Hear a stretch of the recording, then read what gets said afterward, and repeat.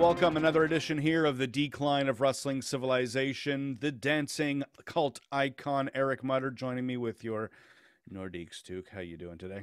I see you, and you just said before the show that this wasn't a big deal. You lied to me. Well, I'm still going to make fun of you, but in no real reason. It doesn't bug me. It's just something I could poke at you, and it's fun. I see how it goes around here. Yeah. I see how it goes. Joe Martel, the jerk of the combo here with my favorite jerk. This is honestly my favorite t-shirt I own. It's about 2 sizes too small, so I have to wear other sleeves underneath it so I don't look like Chris Farley.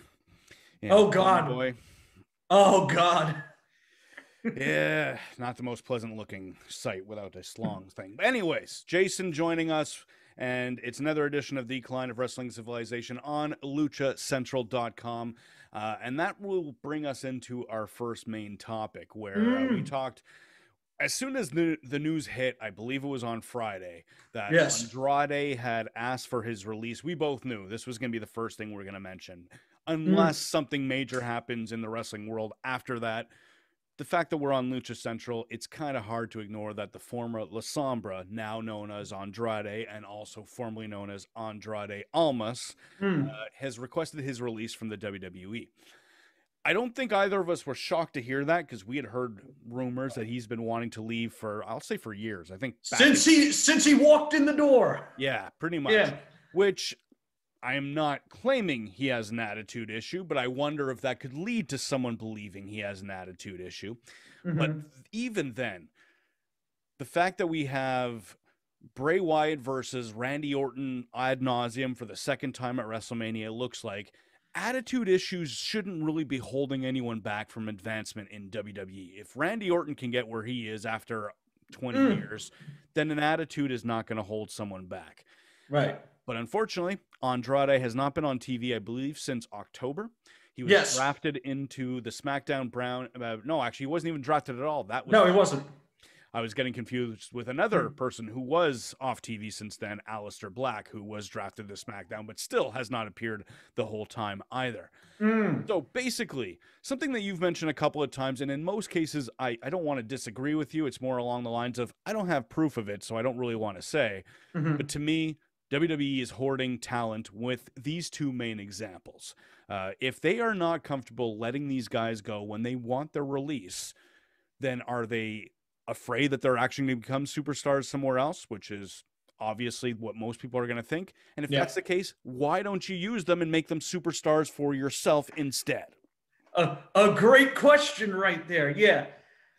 God, I don't even know where to begin with this. I mean, I'm not surprised at all. I'm not surprised at all because this has been something that's been talked about for years. He's been unhappy for at least 80% of the time he's been there. Right. And also because this doesn't work with WWE and luchadors. We've talked about this on the show before. Yeah. Unless your name is Guerrero or Mysterio and your first name is Eddie or Ray, and I guess Del Rio too, we can throw that. Why? Why'd you have to do that? Well, he was successful for reasons only Vince knows. But he also left frustrated at one point, so who knows?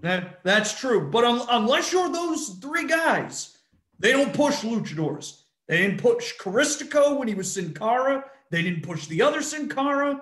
They didn't push Kalisto, which they were right about, by the way. They haven't pushed Metallic or Lince Dorado. I guess they Humberto Carrillo.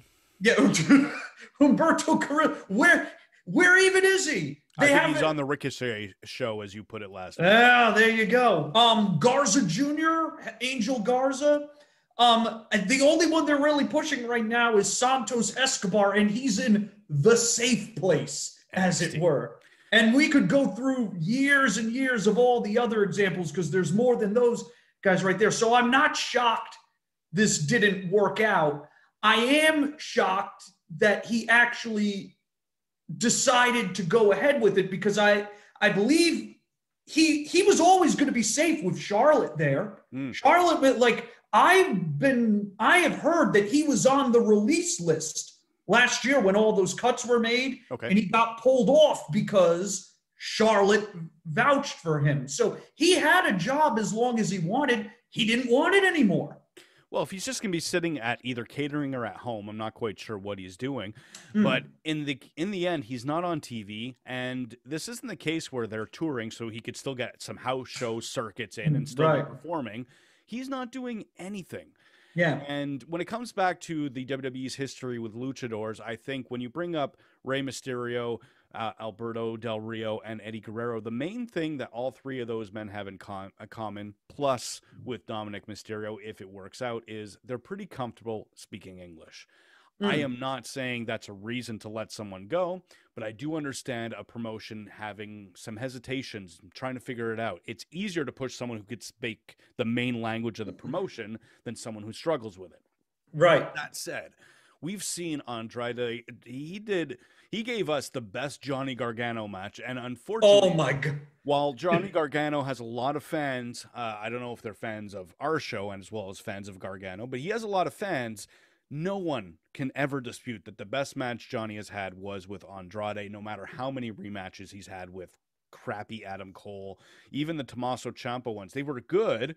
Some a little too spotty, and then you love to make fun of your favorite one. One final beat. Oh, I thought you were going to actually do it with the one face. Final beat. There you go. But Andrade broke the mold, the formula of the Johnny Gargano match, and brought out the best match out of his career in NXT. And it's a match that, despite the fact that you don't watch WWE, and that includes NXT, you've gone back to watch that a couple of times since it took place because it's such an enjoyable match. I watched it this past week, as a matter of fact, and I can confirm everything you just said watching it back. It is the best performance of Gargano's life that I've ever seen in that. But even as you're watching it, and maybe it's just because I can't stand the man and his overindulgences, but even watching it, you can tell one guy is a world-class talent and the other guy is Candice LeRae's husband. and that is not Lasombra right there. That is the amazing thing about that is, like a lot of people would tell you, that's the best match of both men's careers. It's not the best match of Sombra's career. That is that Atlantis match I have told you about a million times, which I watched them back to back. A great hour and a half for me that day. But that just goes to show you the versatility of this man. He had his two best matches. One was with an overindulgent Shawn Michaels wannabe who can be great and was great that night. And then a 53-year-old man at the tail end of his career on a bum leg. And he had two all-time classics in both of them. And because you've seen both matches, you can say that they're both different styles of matches? Yes, both different styles. I mean, both at the biggest stages of their respective areas. The Atlantis match was at the anniversary show for CMLL, their WrestleMania, in front of 16,000 or so people. The takeover match was a main event match, one of the biggest NXT shows. That is, other than the Zayn Pac match, the greatest NXT match of all time, in my opinion. Fair enough. Like he has like the two pinnacle matches of two different promotions. Right, that's incredible versatility right there. It's incredible versatility, and it shows you how WWE has dropped the ball. And I know I'm usually the fan of this duo, but there's no way to dispute that there's some way you can use this man. Even without his English language skills, you could tell he could deliver in the ring. And one thing that I've said for 20 years since we basically got online and learned how to join forums and these other dirt sheet websites, I've been saying, put the people you don't know how to use into a tag team. I don't care if it's a thrown together tag team. Do something with them, because even we've seen successes. The New Age Outlaws, I'm not saying they were a great team. In fact, I'm not a fan of either of them all that much. And I wasn't a fan of their team, but there's no disputing they were a success as the New Age Outlaws, and they basically became a Hall of Fame team. Even if they wouldn't have got my vote on the ballot, they still made a name for themselves. You can throw together a team and make something of it. And they don't even need to throw together a team. They had the team with Angel Garza. They just let it fall apart, and then neither guy really went anywhere from it. So I really can't see anyone defending WWE with how they've treated Andrade. And then, as I mentioned, Black as well, Aleister Black, who I think is very good at speaking English. There's nothing holding him back when it comes to working a microphone, and still he's in the same predicament. I don't know if he's asked for his release, but he hasn't been used for about the same amount of time. You know, the sad thing here is I know for a fact that Sombra Andrade, he worked his ass off to learn English too. He was taking courses all the time. There was a story told this week how when he wasn't even booked on a SummerSlam, he showed up without even being booked and did several language interviews in English just to prove that he could do it to the front office. And to your point, you make the point, if you're not using him, put him in a tag team. If you don't trust him on the mic, give him a manager. They did both of those things with him. Yeah. They gave him Zelina Vega, Thea Trinidad. They put him in the tag team with Angel Garza, and they still couldn't figure this out. And the thing is, when Zelina was his manager, they were hot. In fact, yes, I've said Zelina saved his NXT career because his baby character wasn't going very well. And then she was able to turn that around. And on the main roster, they were still finding this success. While we can always point fingers at how it can work in NXT, but somehow Vince drops the ball, this wasn't dropped at this point. They were doing really well. And that tag team, you look at the tag division right now on Raw. We'll get to everything going on, but we have the current champions of the New Day who just defeated the Hurt Business. There is the Lucha House Party on the roster of the Raw brand. I'm guessing eventually we're going to see Elias and Riker as a team because they've been a duo on screen for the last couple of months. So it'll eventually go that route. And now we just find out that they're throwing together a team of AJ Styles with Omos. While they have been a duo, they haven't been a team. It's a very depleted roster of tag teams. A tag team like Andrade and Angel Garza, had they not been split apart, even without a manager, just throw them on TV and have a couple of good matches, they would have been a centerpiece of this division. Yeah. Imagine their talents against someone like the New Day. You know, they could have delivered something, but instead they split them up, did nothing with them. So unfortunately, Andrade, if either WWE fix what you've definitely screwed up or release the man, because I don't, as a fan, just let him go to AEW if that's where he's going to go. Let him return to Mexico if that's what he wants to do. Whatever the case is, let someone who's going to put him to use hire the man. Yeah. It's unbelievable because we hear all the time how badly they want this new Latino star. Right. And then they get these guys who could be the Latino, all of them, like Andrade, Garza, even Carrillo, all have, potential to be that guy. Agreed. And they've done not, but they tried to do something with them when Heyman was in charge. And the moment Heyman was gone and Bruce was back in charge, and I mean, Bruce was the guy who was around when that AAA partnership was there with WWE, and he wanted nothing to do with Angel Garza's uncle, Hector Garza, who was a star and such. So that tells you all you need to know there. They completely dropped the ball. It sucks for him. He put so much hard work into it. And he can't, and he really just wants to wrestle, and he can't even do that. So hopefully they come to their senses, or Charlotte basically strong arms them, which I think she's going to have to end up doing, and he can get out and he can go and work. Just put the man to use or let him work elsewhere. There's no ifs, ands, or buts around it. I will say, I think if they were going to put him on TV, they would have done it this week, and my understanding is they didn't. So I think that tells you all you need to know. No, you're absolutely correct. That's trying to figure out which brand he's on, of course. He wasn't drafted. I'm guessing that means he's still on Raw. But he's been backstage at Raw. Yeah, there you go. Yeah. So speaking of Raw, what we saw on Monday, a couple of things that were apparently controversial. It didn't bug me so much, but they announced that Drew McIntyre is going to challenge Bobby Lashley at WrestleMania.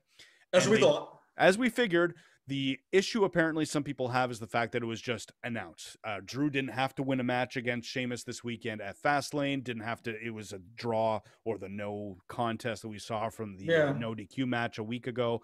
And all of a sudden he's inserted in the match. Honestly, that didn't bug me too much because I think most matches just get announced without a challenger or a contendership. But it definitely could have helped and kept some of the momentum going. My guess is that's because this weekend at Fastlane, McIntyre is not going to win, and that's what's going to cause some sort of issue. Oh, they're going to have Sheamus beat him to set Sheamus up as a contender for, and that really is the only option, considering Sheamus has lost every single match since the last pay-per-view, and he lost last night to Bobby Lashley too in a non-title match, right? I can't remember how it ended, but yeah, he definitely didn't come out the winner. But he was he was looked to keep even with everyone, but I guess more like a 1A and 1B. Whereas Drew and Bobby are definitely the 1A. Yeah. So that match is official. We were just talking about Latin Stars. What they seem to redo is redirect the feud between Damian Priest and Bad Bunny against Miz and Morrison. So Miz had his loss on Raw on Monday, and then they confronted each other backstage. So it looks like that tag team match that we had heard about a month and a half ago is going to take place at WrestleMania. It hasn't been announced yet, but everything's going in that direction. Yeah. Woo. Yeah, I like Damian Priest. The idea of using him as that Latino star, I don't know if that's really going to work out. There's a certain amount of mystique and charisma and aura that he has as Damian Priest, but it doesn't really translate into the Latino star Damian Priest. It just seems like a guy who's a good star, but also happens to be Latino. I've never really even thought of him as a Latino star. I think of him as like a big guy. An athletic big guy. Athletic big guy who speaks primarily English. I don't even know if he speaks. No, he does speak Spanish because he communicates with Bad Bunny, who's Puerto Rican. So I don't know. Yes, I believe he is too. He is too. So it's not even well, it's still Latino, but it's not Latino in the way of Mexican and Lucha Central and everything else. So it's just, I don't know. It just something about it it gives me a disconnect. Well, yeah, there's so many different Puerto Rican culture is so different from Mexican culture, and Mexican culture is so different from Spanish culture, and so on and so forth and so on and so forth. So, I mean, I get what they're trying to do. I hope they're mindful that he won't appeal to every single Latino viewer just because he is Latino. The big thing there is going to be what happens when Bad Bunny goes away after WrestleMania and he's all by himself. I think he's going to do all right. I just don't think it's going to translate into the Latino star that WWE is hoping for. He is tall, so he's got that edge right there. He's tall. He is athletic. He has his charisma. I know you haven't been paying attention, but this Damian Priest character is steps above what Punishment Martinez was in ROH. When he signed with WWE, both you and I were saying, really, him? Other than size, what does he do? He's nothing special. Because we were watching ROH, we've seen that he's not that. He's good, but around the same time, Donovic Dijakovic was also, is that his first name? Dijak. That's what I'm going to call him anyways. Dijak was hired, and we thought that's the guy that's going to break out because he's a more athletic version. But Priest, this character, it's really worked out. And instead, Dijak became the laughingstock of wrestling. Yeah, in so many ways. Sticking with the Bad Bunny, Damian Priest, going against Miz and Morrison. Again, this could just be my hopes that we make fun of all the time, but I am sensing that they're going to be splitting up after WrestleMania. So I'm pretty confident they're going to take the loss. Does that lead to a babyface push for Morrison?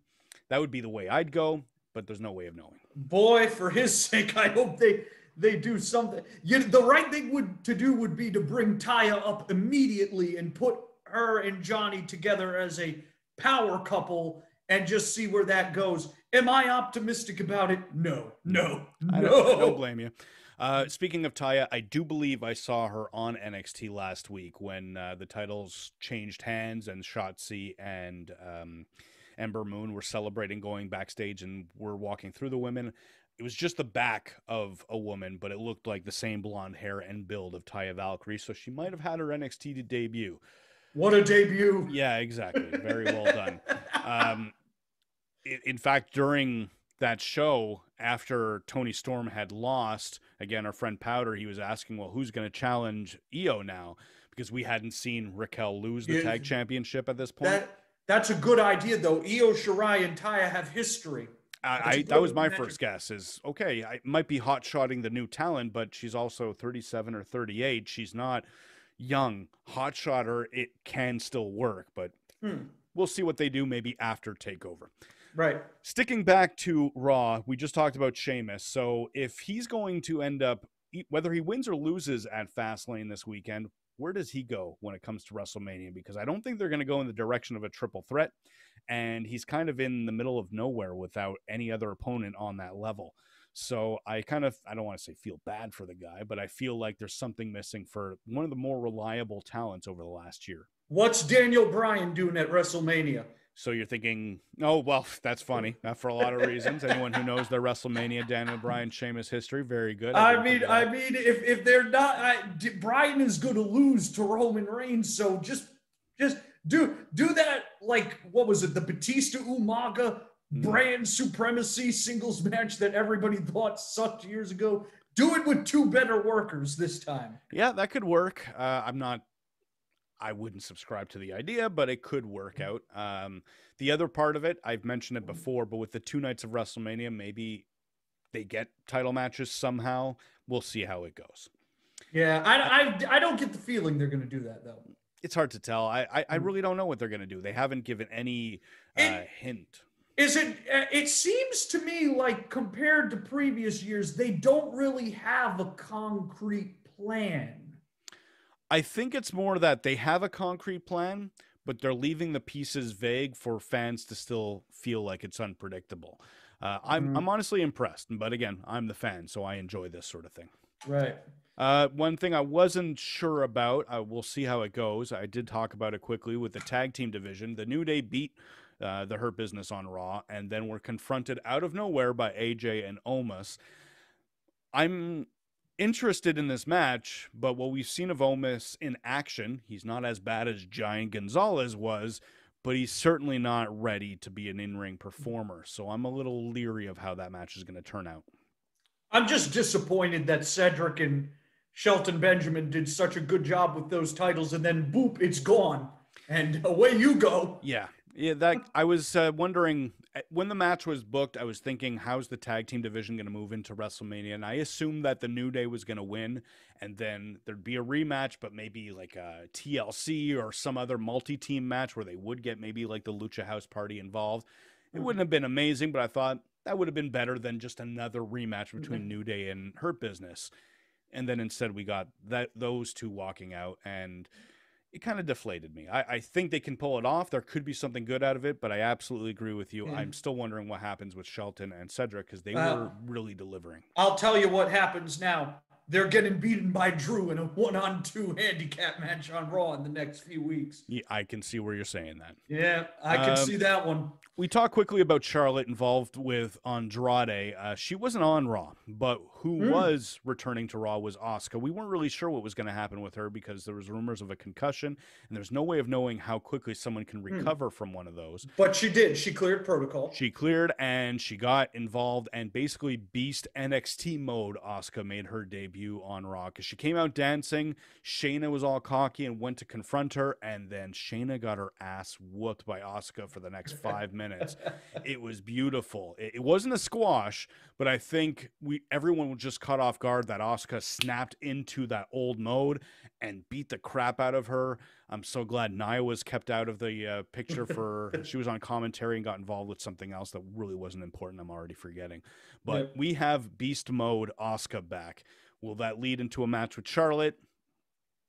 I can't imagine what else it could be at this point. Well, they did tease that she beat up Shayna, but she didn't beat up Shayna in a way like, I'm done with her. So there's definitely going to be a continuation with that story. At the same time, I don't think anyone's going to say, oh, it's going to be Asuka against Shayna at WrestleMania. Exactly. That doesn't make sense. So there's going to be some more moving parts, and we still have mentioned the last couple of weeks that Raw is going to have Rhea Ripley debut soon, and that's a name that automatically can be moved into the title picture. Will that happen? We don't know. Yeah, I'm still When I heard that Asuka had the concussion and that they didn't know if she would be back, my immediate thought was, if they don't do Charlotte versus Rhea Ripley now, then there is no hope at all for any that company. Now she's back, so I think they're probably going to do Charlotte and Asuka. I mean, so what are they doing with the tag titles at WrestleMania? Well, they still haven't finalized that picture because this weekend at FastLane, there's going to be a rematch where Nia and Shayna are going to defend again against Bianca and Sasha. And you were right last week when you said, didn't they just do that at the Chamber? You are correct. And they keep losing. They keep losing. Well, they won Bianca won a singles match against Shayna on SmackDown, I believe. Shayna definitely keeps losing then. Yeah. I think where it's going to end up going is it's entirely possible they're going to do what they did with HBK and John Cena at WrestleMania 23, where it's going to be the tag team champions facing each other for the main championship. Bianca is going to take on Sasha. So I think they might win this weekend, freeing up Shayna and Nia to most likely get involved somehow in the Raw title picture. Not that I'm a fan of Nia being involved in that. This idea sounds awful the more I hear of it. Well, let's be fair. Is there a good way to use Nia right now that would please most fans? Yes. Keep her off the show. Wow. That's not going to happen. I just gave, but that's the best way right there. Keep her off the show. Put Rhea and Shayna as a tag team right there. I definitely wouldn't complain about that. You know how much better that would be. Look at that. The other side of that is that we saw, it wasn't a number one contenders match, but we saw a women's tag team match on Raw where the team of Lana and Naomi took on Mandy Rose and Dana Brooke, and Mandy and Dana won while the tag champions were on commentary. I saw video of that, and it was like watching a slow motion GIF. Yeah, that's a good way to put it. It's the very typical match where you can just tell they're moving to be into position. They weren't wrestling. They weren't making it look like a fight. It was as choreographed as possible and poorly done. Do you remember this time last year, Mandy Rose was involved in one of the most entertaining storylines in WWE? A year later. Yeah. I wonder how much that is due to what took place with Sonya Deville with her real life issues, where she had to take some time off because of what was going on. I'm not saying that's what's caused it, but there's so many moving parts that it's hard to say. I don't know. They could have kept her. I mean, Otis is doing okay. He's the only one from that angle who came out okay. Well, really. Sonya's looking pretty good these days. She's being an authority figure on SmackDown, and she's very good in the role. You can tell that she's not going to back down. She had a really good segment before. I believe it was the Elimination Chamber. I'd still say Otis is doing better. I will give Sonya's doing better than Tucker. Yeah, well, she's got TV time. There you go. But she had a really good segment where she was confronted by the Street Profits, and she shut them down. It was masterful, and she's a great promo. She's a great promo, and she really delivered it in a way where it almost felt like it was improv. I'm not saying anything was not scripted with WWE because we all know what the case is there, but I think the Street Profits were told, go out and ask for a title shot, and Sonya was told, turn them down, and the Street Profits were not ready for that. You can tell it was very awkward. It was pretty good. Either way, yes, we saw that the team of Dana and Mandy win. Does that mean they are going to get a title shot at WrestleMania? Please no. Please no. Just leave the titles off the show. God. Yeah. Or do what I was suggesting and have the team split up and face each other. I guess if you absolutely have to your point of there being two nights, you can have Sasha and Bianca defended on night one and then they wrestle for the title on night two. If you absolutely have to have Shayna Baszler and Nia Jax on the show. Yeah. But you really... What? I'm tired of this. Let's move on. Fair enough. Well, unfortunately, the rest of things going on Raw, no more exciting than that. You mentioned wanting to talk about the hopscotch. Okay, I am excited about that. Yeah. All right. Yeah. So, yay, we're getting more Braun versus Shane. It's going terribly. There's no positives to say about it whatsoever, other than the fact that I don't think it would be so bad if they had someone other than Shane. You think? Yeah. Yeah. I think Braun being called stupid and having someone trying to belittle him, there's a good potential there. He had a line, just because you went to an Ivy League school doesn't mean you're smarter than me. I hate to be the bearer of bad news there, Braun, but... Well, it means that Shane's more educated than him. I don't believe it makes him smarter than Braun. Braun really did a good job in one thing where he actually brought the fact that Shane delivered a terrible promo the week before and said, the reason you're doing terribly is because you're so afraid of me. And it kind of reminded me of what AEW did with the bomb going off, the bad bomb explosion, where they covered that very well. I thought it's nowhere near as good as that cover up because that was the main event of one of their only 4 pay-per-views of the year. Right. So it wasn't as big a deal for Raw, but at the same time, Braun really covered it up nicely and saying that you're afraid of me, and it kind of made an interesting dynamic. And then there was hopscotch. Yeah, well then, don't. Yeah, that's the only positive. Sorry. Braun had a good promo. Everything else was terrible. Should have gone with Adam Pearce. You know what? That probably would have been better, but unfortunately... Well, he was a lot better wrestler when he worked than Shane has ever been. Yeah, Shane is good for his spots, and it's impressive because he's not an athlete, but that was a lot more impressive when he was 25 or whatever. Now that he's 50... Yeah. And also, poor Braun, there was a time Braun was the man, and now Braun is just a dude. He's just a dude. He's going to obviously win, and I'm hoping that gives him momentum, and I really think a win over Shane is better in terms of name value than any other mid-card that's available, mid-card wrestler on Raw. But that actually goes to show you how poorly booked the Raw roster is, because there's so much potential. Keith Lee is on the Raw roster. Yeah, he hasn't been on TV for about a month. Update, we still have no friggin' clue where Keith Lee is. Yeah. And continuing with those amazing stories, the last thing to mention off Raw is Randy Orton and Alexa Bliss are apparently going to have a fight or a match this weekend. Has to be a cinematic, right? Well, it's going to be Angle, no matter what. It's not. There's not going to be an RKO to Alexa and a 1-2-3. It's definitely not going to be that. Right. But we're going to see an Angle. I have a feeling we're going to see some version of the Fiend, Bray Wyatt, show up. There's rumors that it could be Bo Dallas. I don't know if that's really a great idea, but there's so much. Bray Wyatt is a very talented man. Alexa Bliss is very good in this role, and Randy Orton is a legend and a Hall of Famer. You have 3 really good talents, and they've been given complete trash to work with.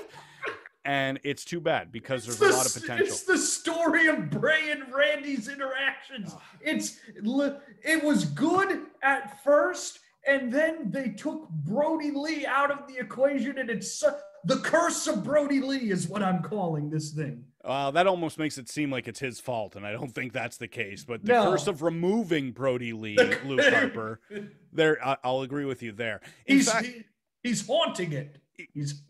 Well, I think he's got better things to do than that. That's true. But if you rewind back to that WrestleMania with the worms and all that other stupid garbage, everything up to that match was really good. The storyline, the burning down of the house, and everything else, man, that was amazing. And then they delivered one of the flattest matches in wrestling history. All right, how about this then? The curse of the worms. Yeah, man. Well, now you're just talking about the boogeyman at this point. Oh, he might be in this Mania match. Maybe he's the friend that's going to show up with Alexa.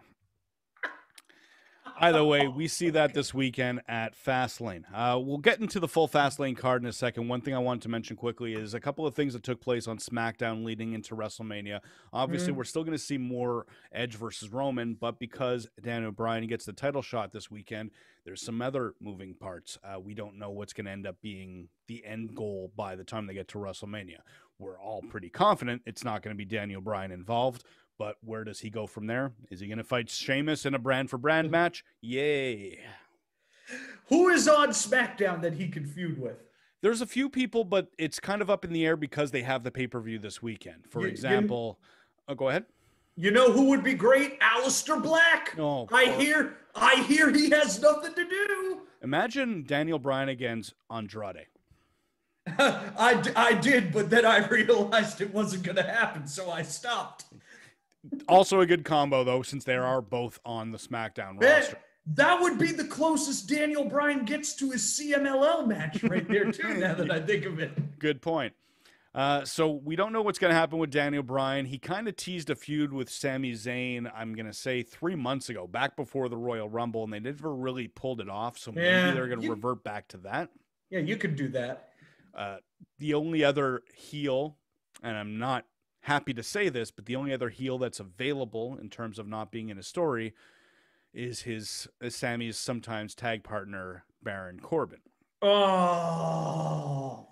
Yeah, I'm sorry I had to say that out loud. Oh, no. Oh, God. Are we sure this isn't Backlash we're building towards? Yeah, well, basically right now Apollo Crews is one of the hotter heels, and he's got the feud with Big E, so I don't think that's going to happen for Daniel Bryan at WrestleMania. I was thinking Seth Rollins would make a very good, strong, top-of-the-card opponent, but it looks like Rollins is going to take on Cesaro. They're feuding. Yeah. They don't have a match booked this weekend, so that's going to be the best match at WrestleMania. Most likely. Yeah. Well, you know what? Maybe the Drew Lashley match might deliver, but more in a heavyweight kind of way. I would still go with Rollins and Cesaro. I hear what you're saying. I don't think Drew and Bobby's going to be bad. And you know, Edge and Roman could be good too, although that has self-indulgence written all over it right there. Well, I think that's the problem is right now we're talking about when it comes to Seth Rollins. I'm a fan of the guy, but there's certain parts where you feel like he just hasn't gotten there. And I think WrestleMania is one of those times. He hasn't had that golden WrestleMania match. He's had some good matches. They've very rarely been bad. But I think a lot of what we appreciate about him in the ring is the potential, not that he's reached it all that often. Yeah, he certainly hasn't. There have been times where it's like, oh, he should be the guy. And then they've given him the ball. And then it's like, well, that was a mistake. Yeah, that didn't work. And then the next thing you know, he's ranting about Will Ospreay and talking about John Moxley taking food off his table and then getting DQ'd in red-tinted Hell in a Cell matches. Well, we can't really blame him for that, unfortunately. But you're absolutely correct. With Cesaro, it's kind of hard to book any match to be better than a Cesaro match, especially because if they're going to be giving him, I'm not saying it's going to be the brass ring that Vince was holding back from him from the Stone Cold podcast 5-6 years ago. But if they are going to give him a spotlight match, and against Seth Rollins, that's a pretty big match at WrestleMania, he's going to nail it. And that's one man. Whenever he's been given these opportunities, he has delivered in the ring. Yes. Go ahead. Yeah, the problem is when he gets these opportunities, he delivers, and then they immediately take the opportunities away from him right after. I'm hoping this is different, but unlike the Luke Harper where I feel like it can't miss, it's WWE. We know it possibly could miss at the end. But the good thing, I think he's in the role he's in. Yeah. You know? And he's great in this role. And I think you got to give him a couple wins to give him some value, because even if he's not going to be the world champion in the next 2 years with Roman Reigns and Drew McIntyre and Bobby Lashley around, it's quite possible he'll never get to that status. But imagine Cesaro against any of those men, and it could be a very good match if they build a good story. But for it to get to that point, you have to make Cesaro matter. They're doing a good job from that now. A win against Rollins at WrestleMania, I'll say is unlikely, but still could be a move in the right direction for him. Well, what are they going to do with Nakamura then? Well, we don't really know yet, because what happened on the last SmackDown was Rollins did something to Cesaro, went backstage to brag about it, and got confronted by Nakamura. Okay. So I have a feeling that Nakamura and Cesaro are still going to be a duo in some way. I'm hoping it's not just a random WrestleMania match and then they're back in the tag division as a babyface, but that's maybe they won't do Cesaro and Rollins. Maybe it'll be a tag with Cesaro and Nakamura against Rollins and Murphy, who I thought had left Rollins, but apparently is now back with Rollins. Well, do you remember there was a podcast we did last year, Mr. Cult Icon, where we listed off every tag team that broke up in WWE 2020, and we counted 14 teams. I believe Murphy and Rollins was one of the last ones we covered before we did that show. They've really got to let these teams and these unions, you don't even have to put them in a tag team, just let them be buddies. The New Day is a great example where they're always going to be associated with each other. They don't need to feud. And then you can use the teammate aspect to build a new story, or you can create a singles run out of someone. Kofi was a great example of that with Kofi Mania. Big E is on a run right now. I know he's not with the New Day, but there's no denying he's still the third member of the New Day. Right. There's so many potential options when it comes to these people, and instead WWE just says, let's break them up in half. I'm pretty sure the only reason it hasn't happened with the New Day is because they've all threatened to quit if they ever most likely. You're absolutely right. I think back to tag teams like, I'm not saying this team was great, but Crime Time. They had a really good popularity. They broke them up. They turned Shad Gaspard heel. JTT was babyface. What happened to them after that? Yeah, they were dead. They did nothing. JTG ended up on NXT before it was the NXT brand. It was the reality show version of that. And he was competing randomly. Yeah. It was just terrible. The same thing happened. Was it Titus O'Neil and Darren Young who were the team? Yep. They broke primetime players. They broke them up, and they were dead in the water, too, after that. They threw Bob Backlund in with Darren Young for some promos, and there was something there, and then they didn't really do anything with it. So. Well, yeah, because after 2 weeks, Vince forgets all about it. It's a real shame because, unfortunately, once they break these teams up, they have these matches, and then we haven't seen Buddy Murphy. Now, we do know that part of that could have been related to the COVID that was caught, I think, by the Mysterio family at that time. But either way, you can still find ways to work around that, and it's not like the Mysterio family hurt. They got back on TV right away as soon as it was over, except without Buddy Murphy. Right. See, here's somebody pointed this out. I forget who it was, but this is a good point. It's a difference between AEW and WWE with how they handle a lot of them, but yeah. With the tag teams specifically. Okay. AEW treats these teams like they're always going to be together, that they complement each other, the two members and such. WWE with tag teams, they're like, all right, we're going to run with them, and then we're going to use it to make somebody, and then the other guy's done. Yeah. That's not the same way AEW does things. Like a Mark Quinn and an Isaiah Cassidy, for example. It's never going to be a case where, we're going to elevate one and the other guy goes down here. We're going to try to elevate both of them, and they're still going to be connected to each other. It's a real bizarre scenario where I understand where Vince or whoever is making these decisions, but in the end, we all know Vince has the full control, where you're looking for that single star, the poster boy to put on the marquee. I get that. You're looking for the next Shawn Michaels. Which I understand. Yeah. But that doesn't mean the other guy's a Marty Jannetty.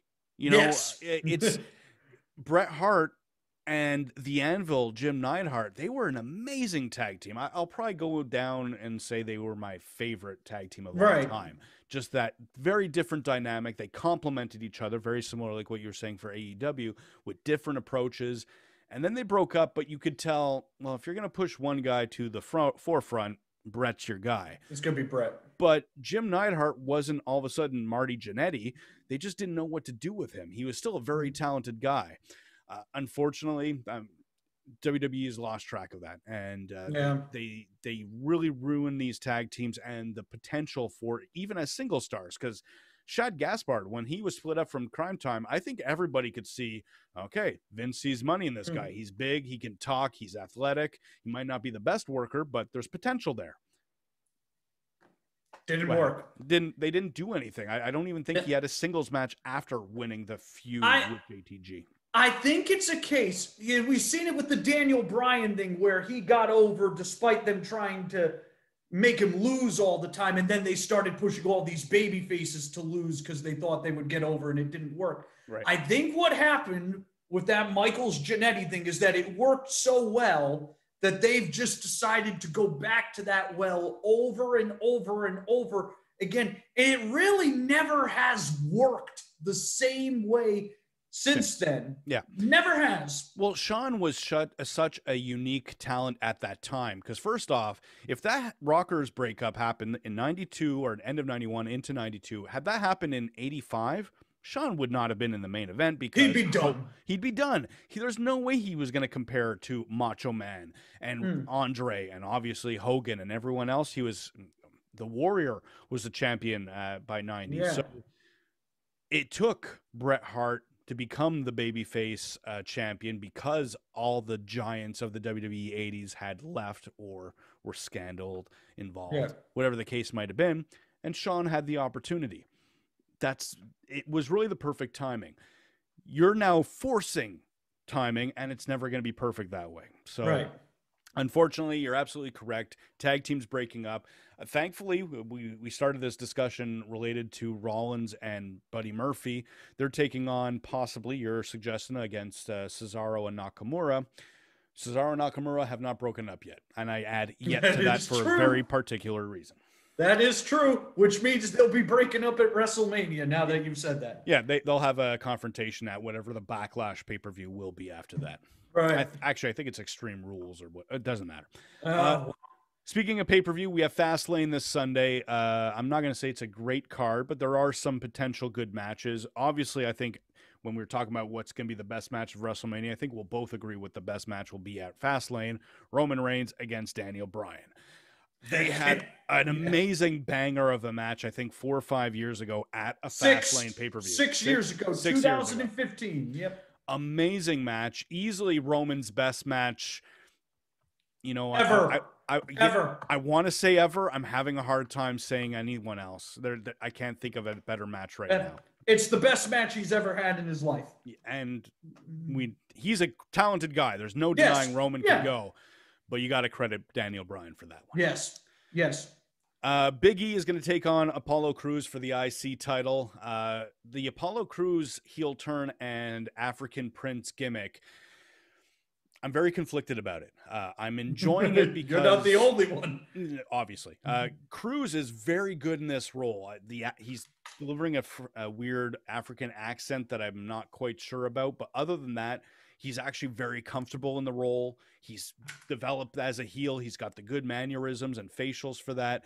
But unfortunately, adding the African, I don't want to say tribe, but he did have a scarf, and I think there was some people with spears behind him. You could just tell that so quickly this could go down the wrong road, especially with the history of Saba Simba in WWF back in 92. This is what I'll say. I've talked to people about this, and the Nigerian American community, from what I understand, is at least pleased with how this is going thus far. So they're not offended by it. They're happy that their heritage is being represented and such. So that is good. So far, so good. I am very worried about this because the fact of the matter is this is being booked by a 75-year-old Vince McMahon and a 60-something Bruce Pritchard, who doesn't like La Sombra because he is dating Charlotte Flair, pretty much.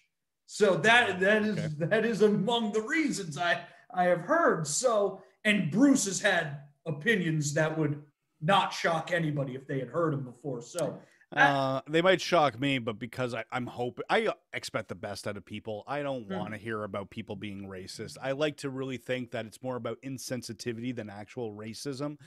And thankfully, this hasn't been insensitive yet, but you just know how quickly it could be. It could. Yeah, that's the danger when it's two older white men booking something of, African culture right there. Against another African American, by the way. Yes, it could go wrong very quickly. You hope that Apollo has some involvement here. I am a little dubious of that because of how much they micromanage stuff and the fact that they haven't done anything with Apollo basically for his entire run. I'd say about 4 years, yeah. Yeah. So, but you hope maybe there is something there. At least thus far, people think they're handling it well, and thus I'm going to be cautiously optimistic and see how it goes. That's a fair way to do it. And when you were talking about the input Apollo might have, and I am I think you're correct by being dubious, but the other man in the equation, I don't think Big E would allow that to go in the wrong direction. That's true. And I think he does get say. If they were to say, go out there and actually chuck a spear or something that would cross a line, Big E would put his foot down and not let that happen. Yeah. So let's hope that it does stay optimistically positive and everything else. But we got to remember who is in control. You're Yes, it could very easily turn into a scene like out of King Kong or something like that with the evil cannibalistic natives and such. Vince could easily go that way. As long as it doesn't go Blazing Saddles, I'll be happy. Oh, God. Another matchup this weekend. We just talked about Sheamus and Drew. They're going to have a one-on-one match. I really expected them to throw a gimmick in there, especially after the no DQ ending where no one ended up walking away. But no, just going to be a one-on-one match. Sheamus has to win this, otherwise it makes no sense. Yeah, I 100% agree. Speaking of no sense, Braun is going to take on Shane. That's going to be a singles match. I'm sure 12 people might be excited for that, all with the last name McMahon. Look, this whole thing, look, it's all leading to Braun throwing Shane off a high place at WrestleMania. That's the only thing that's going to be worthwhile about this. Let's move on. I don't want to talk about this match anymore. The one last thing I'll say about that, and don't worry, you're going to agree with me, then just save it for WrestleMania. Why are they giving this match at FastLane? I will absolutely agree with that. You got me there. Then the intergender match of Alexa Bliss against Randy Orton happens. Next! And another next will be the Women's Tag Team Championship. Next! Nia Jax and Shayna defending against Sasha and Bianca. Next, please. All right. So a positive in the realm of WWE is always the gold and black brand of NXT. It might not be your favorite, especially because you're the AEW fan, but they really are the pinnacle of online wrestling fans. It's one or the other. Most fans like both, but they just, more of them choose AEW because you don't catch it on the network the next day, or Peacock as it might be as of this week. But NXT is, as usual, pretty solid. So a couple of things that took place last week. We had the two announcements from William Regal. First off, the women's NXT Tag Team Championships were unveiled. They were given to Dakota Kai and Raquel, in my opinion, only to give Raquel the possibility of saying first ever women's tag team champion. Yeah. Drop them an hour later. What a weird decision. Weird decision.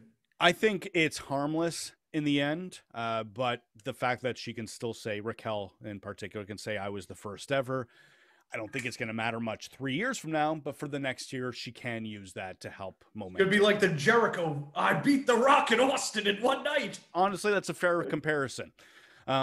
We also had the fact that there's going to be 2 nights of TakeOver, and what that ends up developing is the week of WrestleMania, they're apparently starting with Raw on the Monday, the Hall of Fame on the Tuesday, 2 nights of TakeOver, the Wednesday and Thursday.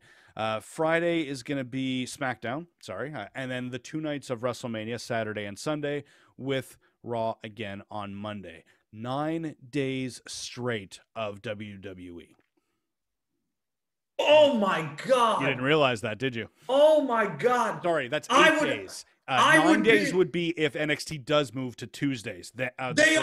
Which from what I understand is still going to. Yeah. Oh my God. Oh my God. There are going to be this will alienate some people. Some people will be done with these shows. Yeah, that's a lot. That's too much. We've talked a few times. I might not be a fan of AEW, but if I didn't have 7 hours of WWE that I do prefer, plus ROH that I like to catch up on, and MLW, which I'm not as big on, but I still like to catch, Impact I like to watch basically after the show airs, I would still watch AEW. I enjoy it, but there's just so many hours I can watch of wrestling in the week. I'm trying to figure it out. How? So 3 hours of Raw. Right.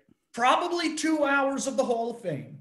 I would say even more. They're probably going to have 2 hours on TV with extra footage on Peacock. Let's assume 2.5 hours of NXT both nights. So that's 5 hours right there. 5 hours of Raw and the Hall of Fame. That's 10 hours. Okay, so I'm calculating this with us. We got 10 hours in 4 days so far.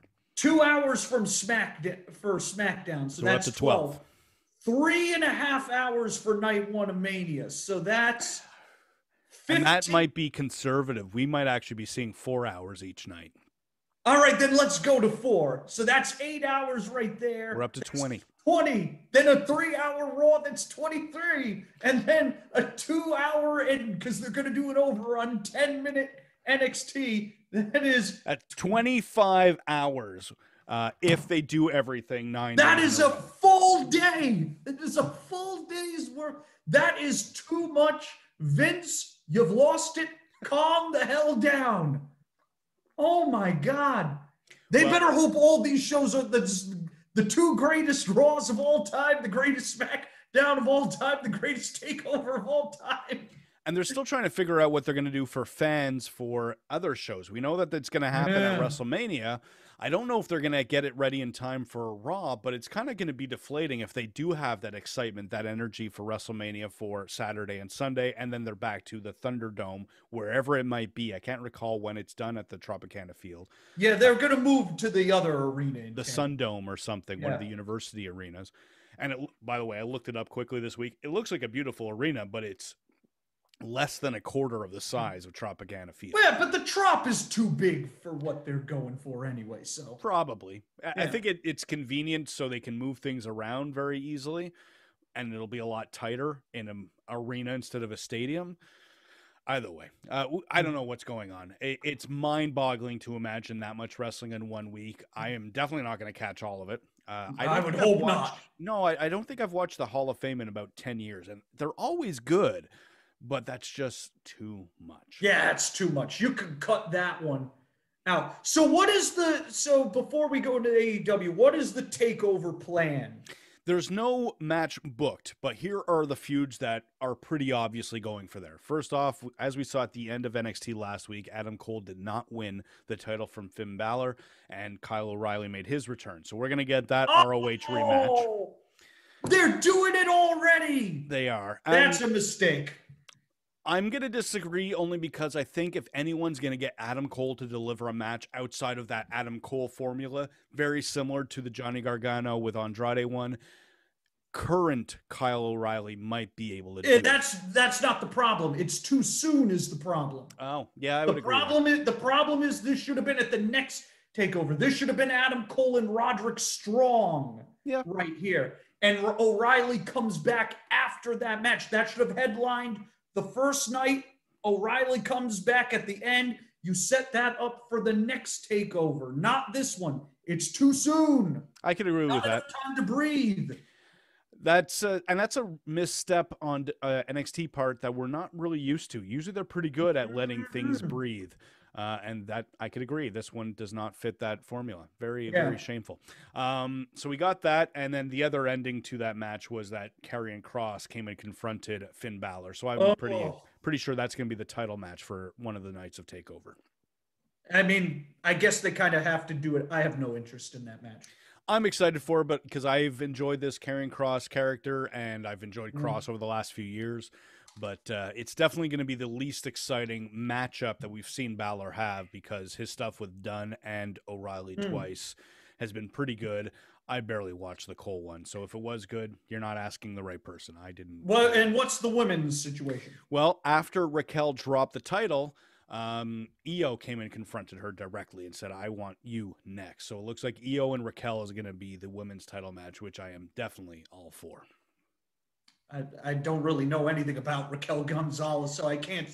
That doesn't blow me away right there. I can understand that. And in the ring, she's not on the level of, well, no one's on the level of Io, but she's not on the level that we expect from most NXT women. They've been the show stealers for, I don't know how many years at this point. She's not quite there, but she's got the aura. She's got a good booking behind her and a lot of momentum. It could be pretty darn interesting. I would still prefer somebody else take the belt off Shirai, but Raquel Gonzalez is their girl, so they're going to go with that. Taya Valkyrie. Yeah. You want Taya to take the title. Oh, man. I can't wait to see Taya involved in the mix. Boy, that would be good, and I'm automatically not going to get my hopes for right now. Another thing that took place was Pete Dunne had not a squash match, but he just ran through someone on NXT. I can't recall who, and it doesn't really matter. But he grabbed the mic afterwards and said, "I am the best technical wrestler in NXT, and I challenge anyone to out-technical wrestle me." So that doesn't leave a lot of options, because right now there seems to be something between Timothy Thatcher and Imperium. So that's my first thought. Whenever I think of technical wrestling in NXT, I think Timothy Thatcher, and he's already occupied. Yeah. And that is a tag team feud, because Ciampa is his tag team partner, and he's another good technical wrestler.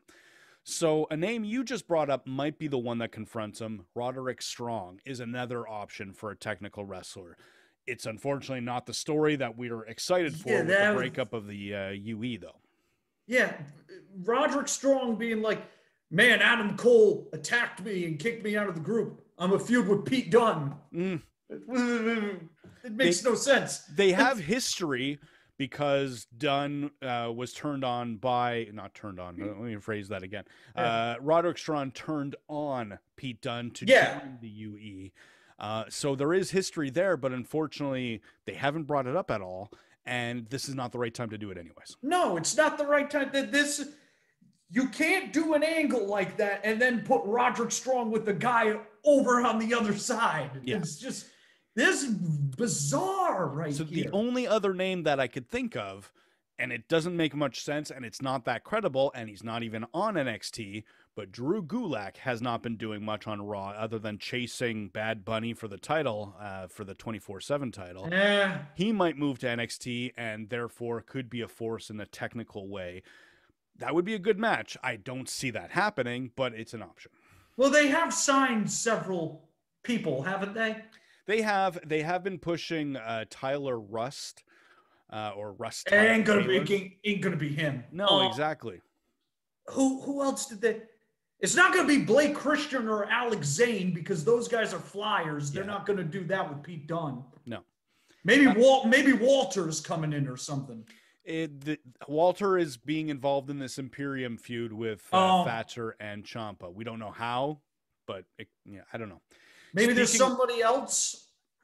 Well, you actually just got me thinking of something, because another match that looks like is going to be happening is one of your favorites, Jordan Devlin.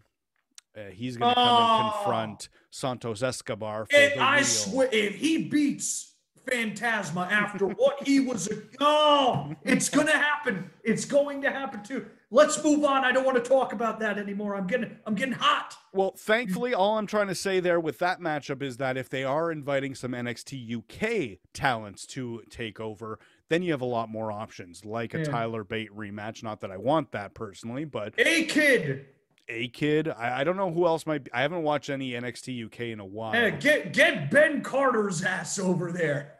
Is he also technical, or is he a flyer? No, he's not technical at all. He's a flyer. He keeps trying to get to Seth Rollins on Twitter. Bring me into team with you, Seth. The desperation is very real with that young man. I can't blame him for trying, but hey, you miss 100% of the shots you don't take. Thank you, Wayne Gretzky. Thank you, Michael Scott. So the other thing going on in NXT, I don't know if it's going to lead to TakeOver, but Xia Lee's new character, she's been feuding with Casey Catanzaro and Caden Carter. They've had some matchups on NXT. It could be building up to something, maybe a handicap match at TakeOver. I don't really know. I'm impressed that you had the restraint to not bring up Loomis versus Gargano, a match that I can't even imagine their own family members want to see that match. So the card for NXT tonight is Dexter Lumis against Austin Theory, which is Johnny Gargano's stablemate. That's right. I saw that match and I was just like, man, I can just picture the people taking the remotes and clicking over to TNT while that match is on. I'm a big Dexter Lumis fan, but as you can tell from the surroundings and my shirts, I love anything related to horror. So the name Dexter, I wasn't a big fan of the show, but I could see how it's horror related. But Lumis, classic character from the Halloween series. And he pulls off a very good character. Unfortunately, he's pretty much just a character, because in the ring, he's not on the level of most NXT performers. It's been 3 stars at best with Dexter Lumis, and Austin Theory. he's got a lot of potential, but he's still Yes. young.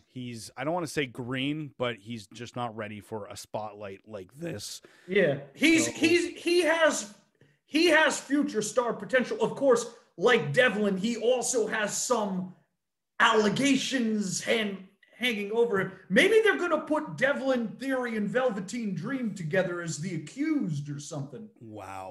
Maybe Dream is Pete Dunne's guy. I want to see the reaction if that's what happens there. We're going to move on to the rest of the NXT card. So, a man you are a fan of, the former Killshot. I love that guy. He's going to take on Leon Ruff, and then the team we were just mentioning of Ciampa and Thatcher are going to take on Imperium. The combo the whitest match in history right there. Oof. Yeah, well, Bartel and Eichner especially. Yeah, very much so.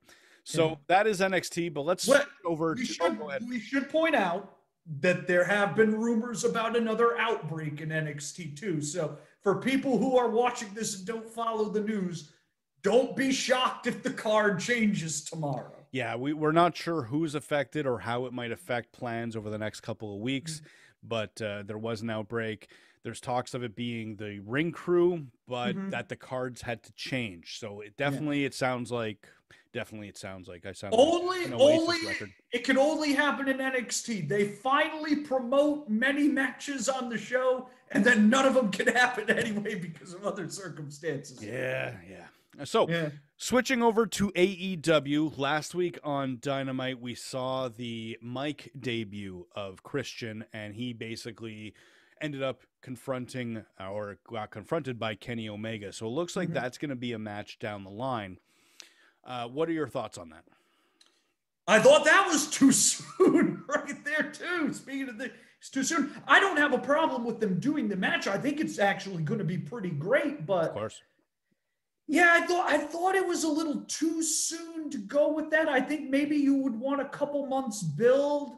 My guess is they're actually going to do it on TV, and something will happen where Christian will lose by some sort of shenanigans, and that will take him into his first proper feud, and then Kenny and Eddie Kingston will have the big feud right there, where Kenny hopelessly tries to keep up with Eddie on the microphone. But I can only speak from what I've seen of Kenny Omega on Impact, but wow, is he bad on the mic. He's not. He had a great promo this past week, I thought, talking at Eddie Kingston. So he is capable, but he ain't that good. Okay, gotcha. He ain't that good. Nobody is that good. Let's be clear. Speaking of great on the mic, we had the, I guess, kind of explosion of the Inner Circle, where MJF turned on the Inner Circle, created his own new stable. What do you think is going to go on there? Do you think the Inner Circle is going to turn face, or yes? What? Yeah, I believe they turned face a week ago. As a matter of fact, okay. I believe that was the angle there. I thought that was a tremendous. Let me put it to you this way. Sure. They had a lot of pressure on them after that dud last week, and they came through big. They explained it away as best they could. The rest of the show was pretty damn great, and that angle at the end was superb. Right on. It was superb. This would have been a big week for them if not for Kenny, Stan, Kyle, Cartman, and Butters, all right? And ruining the ratings for both shows right there. I still haven't watched that, and I feel like a head for missing it. I can't wait to catch that. Okay, so do you expect the return of Sammy Guevara? He already returned. He was back last week. He was back last week. Shows how much I pay attention to him. Yeah, he came back. He showed Jericho the footage of MJF. So, all right, I'll explain it to you quickly. He comes back. He shows footage of MJF plotting with the other Inner Circle guys to betray Jericho. Okay. MJF then's like, well, I'm sorry you found out about this way, Chris. Get him, boys. So they look like they're going to attack Jericho. They all side with Jericho, and Jericho's like, you idiot, we talk every day. We knew you were going to do that. All explained very well, and MJF's crying in the corner. They're about to do the Horseman beat down on him. He's like, no, please. And then he changes his face. I created a group of my own, and then everybody is there, and it's like, great, MJF, FTR, Tully, Wardlow, and Sean Spears is there. Oh, well. Poor Sean. You got to have was it Paul Roma when the Horseman? What an insult to Sean Spears. Paul Roma is one of the worst things to ever happen to pro wrestling. And I'm glad people can know that. He's not even terrible. He just didn't belong in the Horsemen whatsoever. And he sucks. He refused to put my boy Alex Wright over. He sucks. Let's move on. Right. I remember reading about that. Yeah. Okay, so a couple nights ago, we saw the debut of AEW Dark Elevation. What was your thoughts of that show overall? It was basically Dark with Paul White and Tony Schiavone doing commentary instead. It was fine. I thought Danny Limelight and Jungle Boy was really good. Okay. I thought Riho and Maki Ito was a great main event. Okay. You know, and I thought the rest of the matches were fine, and they did some angles. They did give me what I've wanted. They have set up a Kenny Omega Matt Sydal match for Dynamite next week. I have been waiting for that since Sydal showed up. They are giving it to me. It's gonna rule, so I'm happy about that. Everything else was, it was fine. Paul White did a good job for his first time. I wouldn't say it was great. I wouldn't have expected him to be great, but he did a good job. He and Schiavone were fine together. I think they will grow as a team. But, it was what it was for the first show. Fair enough. Now, what were your thoughts on Tony Khan appearing as an authority figure? As long as it's on that show, I don't care. If it starts happening on Dynamite, I'm going to be worried. I can't speak to what happened on Elevation. I've only seen the promos on Impact, and I got to tell you, it really shouldn't be happening. That guy is just not convincing. He needs to have a better mouthpiece. It's not that he can't talk, because he can talk. He's good, but he's not threatening. And unfortunately, if he's coming out to confront someone like the champion, Kenny Omega, there should be someone else taking care of that. Well, the point of those Impact videos is that he's not threatening, and it's everybody knows he's not threatening. He's basically just this goofy nerd. And again, you're in the minority there with that, because a lot of people love those promos. I think AEW fans love those promos. I'm not an AEW fan. I'm an Impact fan, and I just don't get it. Yeah, the Impact fans have not been high on the promos. I will grant you that. I think they're pretty funny, honestly, but he's basically an in over his head, emotionally unstable guy who has been burnt by Callis and Omega, and he's basically acting out his I'm not sure how anybody could seriously think that he's supposed to be intimidating when he's saying stuff like, "The forbidden door was me all along." It's a joke. Come on. It's supposed to be a joke. Then it has to be funny. It is funny to me. I think it's funny. I don't know. I'm not getting it. Well, what I have heard from reviews was that Elevation was just another version of Dark, but that also indicates that quite possibly Dark is going to evolve in some way and become something else. I sure as hell hope so, because that would be too similar. That would be too similar and too much of the same thing. So unfortunately, we talked about the 25 hours of WWE in 1 week. It might only be 4 hours back to back of Dark and Dark Elevation, but of that type of content, that would be pretty draining. So let's hope that Dark evolves into something. I'm assuming here it's going to become that second show that will be on Turner Broadcasting in some way. So eventually. No way of knowing yet. So tonight we have the St. Patrick's Day Slam. The amount of times I got the other promo names wrong, I got this one right. There you go. Good job. So the main event, I know you're going to be excited for this. Oh, we got to save the main event. You want to save that for last. All right. So definitely the opposite of the main event. Jade Cargill is going to be in action. We'll see. It's going to be a squash. It's going to be a squash. It's on a taped show. Oh, this is taped.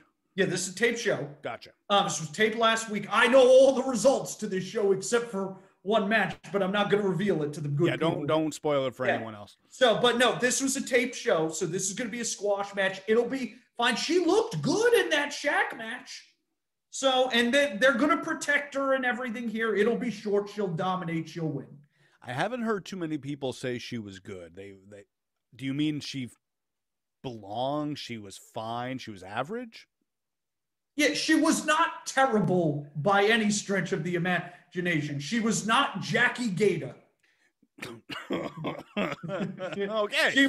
She was not, I don't mean to disparage Mel of the AEW roster, but she's better than Mel already.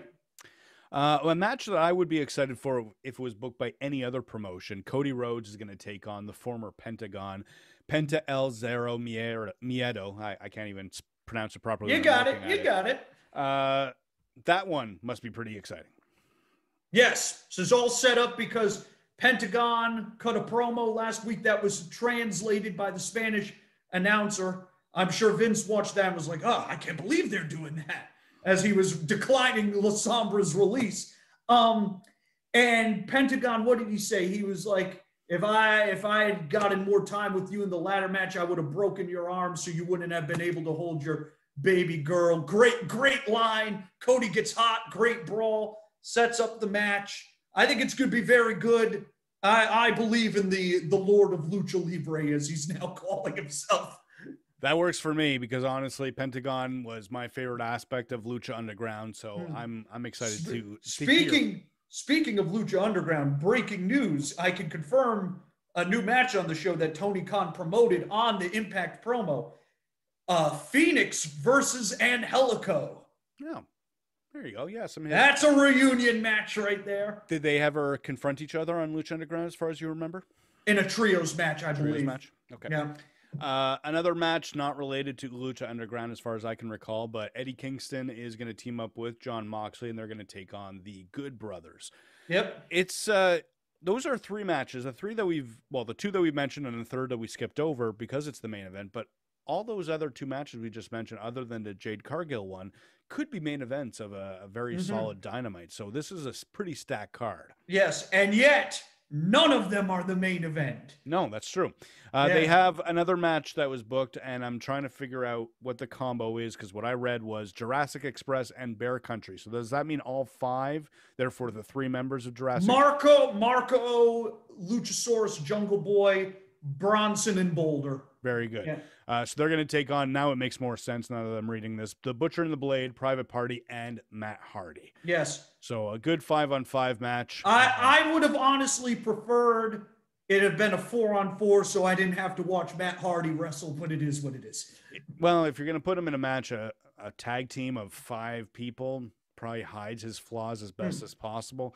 Yeah. But I'm with you. He was painful to watch in WWE over the last 2 years. So seeing him in AEW, I can't imagine, especially with the talent he's wrestling. He tries very hard. It's just he's just old. He is trying very hard. He just can't do it anymore. That's what happens when you jump off ladders for 20 years, unless you're Jeff Hardy and Immortal, then you're just fine. Well, talking about people that have been on Raw for a while, I don't think we've seen Jeff Hardy for a bit. So who knows? He's not on Raw because he said in an interview AEW is more open-minded than WWE. I'm pretty sure. That could be do it. That could do it.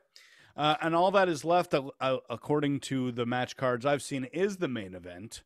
And that would be the lights out unsanctioned match of Thunder Rosa against Dr. Britt Baker.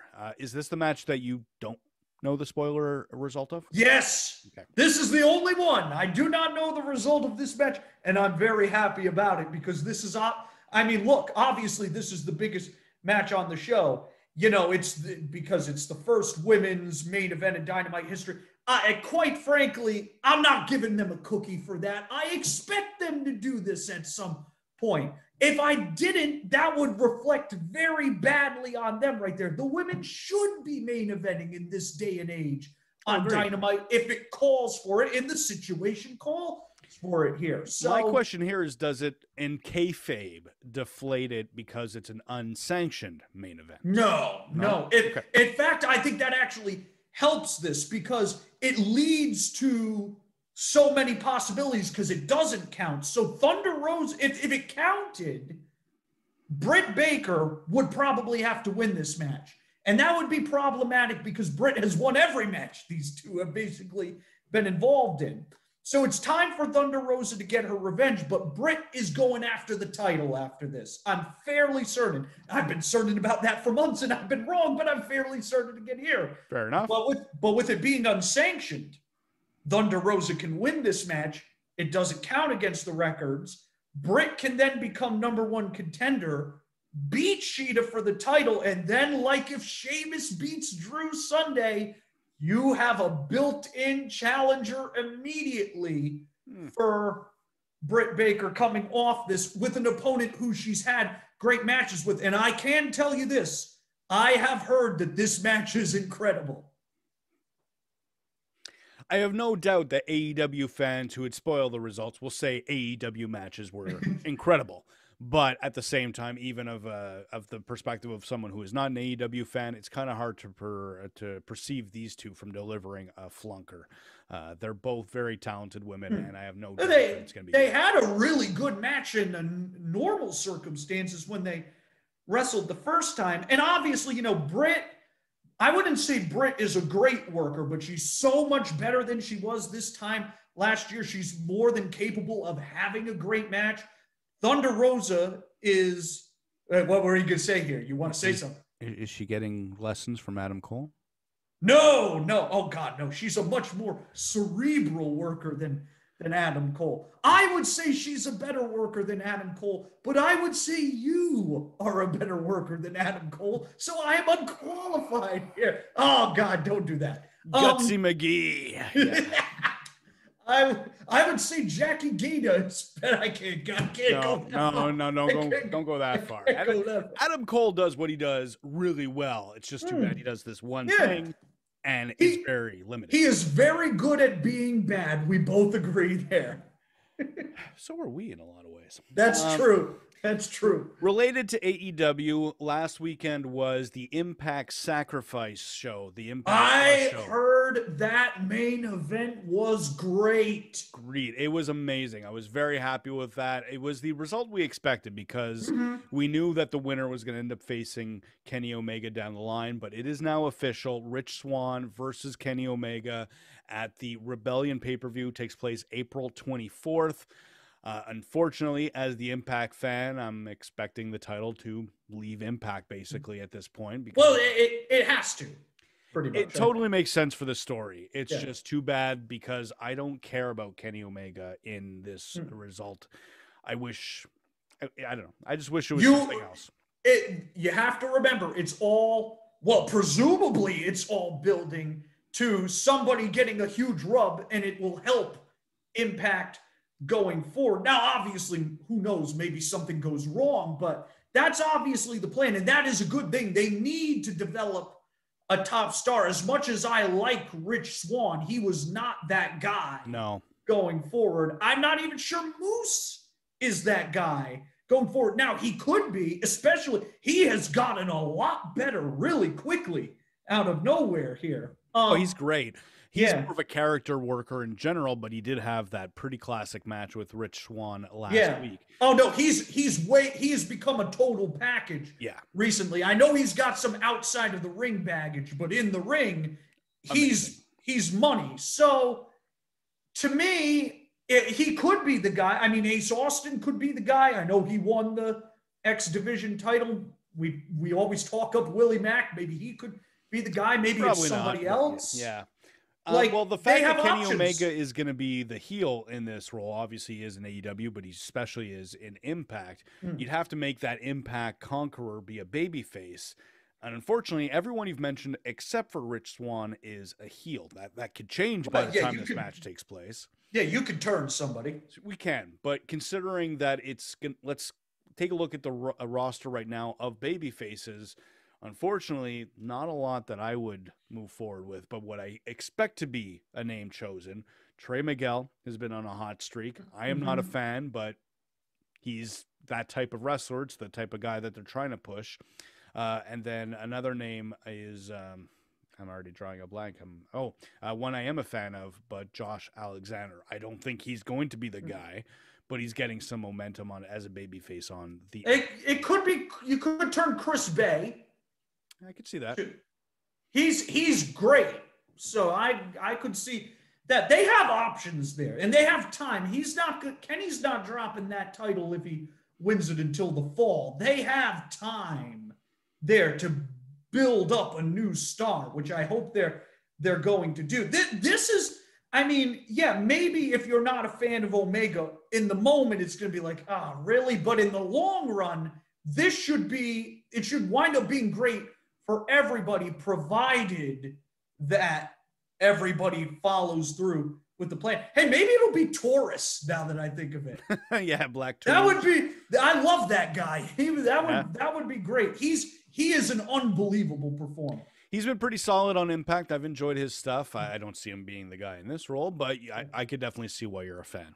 Yeah, well, I'm a fan because he's a AAA guy, and he's the guy. I still have no idea why he's hanging out with Rosemary and Crazy Steve. It's weird as shit. It's a very odd combo, but I guess if you're gonna have someone who doesn't speak and wears a bull mask, throw him in with the weirdos and Decay.